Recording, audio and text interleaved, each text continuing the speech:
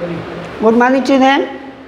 आज हम लोग अपने किताब व्याकरण वारसा के पाठ 1 भाषा, लिपि और व्याकरण के प्रश्न उत्तर लिखेंगे। पहला प्रश्न दिया है, भाषा किसे कहते हैं, परिभाषा सहित समझाइए। मनुष्य के एक सामाजिक प्राणी होने के कारण जो एक दूसरों से संबंध रहने के लिए जिस साधन की आवश्यकता होती है उसे हम भाषा कहते हैं। यानी हम एक दूसरे से जो आदान प्रदान किसी भी चीज़ को एक दूसरे से बोलते हैं, उसकी बात का जवाब सुनते हैं, देते हैं, उसे हम भाषा कहते हैं। दूसरा है कि भारत के संविधान में कितनी भाषाओं को मान्यता प्रदान की गई है, उनके नाम लिखिए। वर्तमान में भारतीय संविधान की 8वीं अनुसूची में 21 भाषाओं को मान्यता प्रदान की गई है।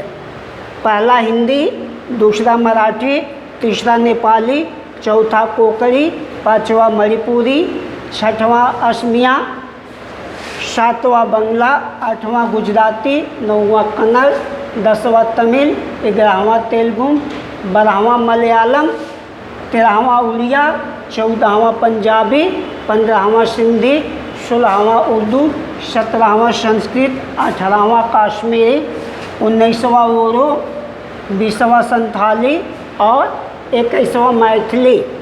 ये आपकी 21 मान्यताओं को दी गई। तीसरा प्रश्न है कि भाषा के कितने भेद होते हैं, प्रत्येक भेद को परिभाषित कीजिए। भाषा के निम्नलिखित 3 भेद होते हैं। पहला मौखिक भाषा, अपने मन के विचारों और भावों को मौखिक रूप में प्रकट करने का साधन मौखिक भाषा कहलाता है।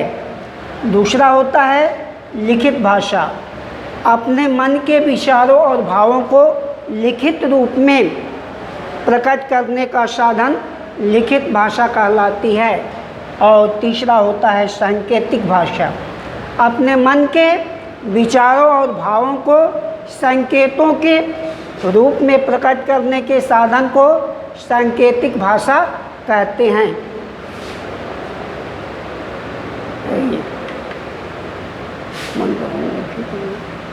लिखे के बाद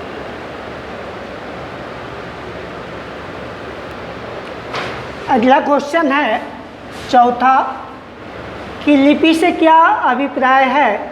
देवनागरिक लिपि में लिखी जाने वाली किन्हीं 2 भाषाओं के नाम लिखिए। मुख से, इसका उत्तर है मुख से निकली हुई ध्वनियों को लिखकर प्रकट करने के लिए कुछ निश्चित चिन्ह होते हैं।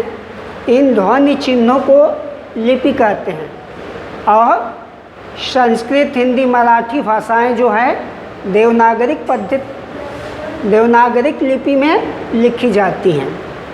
5वां क्वेश्चन है कि व्याकरण किसे कहते हैं, इसके कौन कौन से अंग हैं।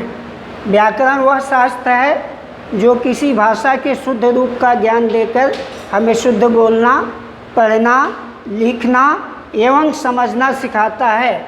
व्याकरण के 3 अंग होते हैं, वर्ण विचार, शब्द विचार और वाक्य विचार। यह आपका पाठ समाप्त होता है। धन्यवाद।